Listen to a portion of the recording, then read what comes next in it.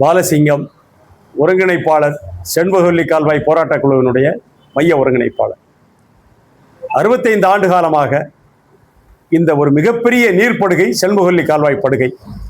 இந்த படுகையில தண்ணீரை கொண்டு வருவோம் என்று சொல்லி 65 ஆண்டு காலங்களாக தமிழ்நாட்டை ஆண்ட அரசியல்வாதிகள் வாக்குறுதி கொடுத்து கொண்டே இருக்கிறார்கள்.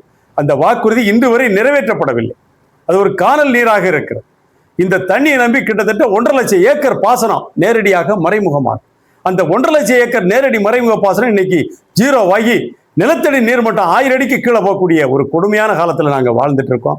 இந்த நிலைமையை மாற்ற வேண்டுமானால் செண்பகவல்லி கால்வாய் தண்ணியை கீழே இறக்கணும்னா ஆண்டொன்றிற்கு 7 முதல் 10 டிஎம்சி தண்ணி இந்த எங்களுடைய வறண்ட பகுதிகளுக்கு வருவதற்கு ஒரு வாய்ப்பு இருக்கு.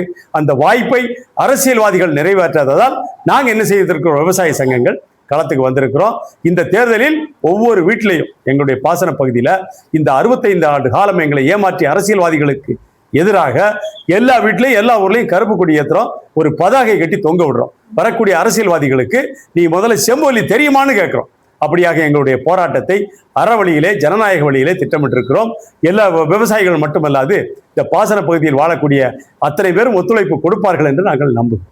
இந்த பிரச்சனையை மையப்படுத்தி ஜூலை 10ஆம் தேதி கேரள வனத்துறை அலுவலகத்தை முற்றுகிடுவது என்றும் செண்பகவல்லி அணையை நோக்கி பயணப்படுவது என்றும் அனைத்து 3 மாவட்ட விவசாயிகள் அணிதிரட்டி ஆயிரக்கணக்கான பொதுமக்கள் அந்த விவசாயி இணைந்து அந்த போராட்டத்தை நடத்துவார்கள் என்று ஜூலை 10ஆம் தேதி தீர்மானம் ஏற்றப்பட்டது.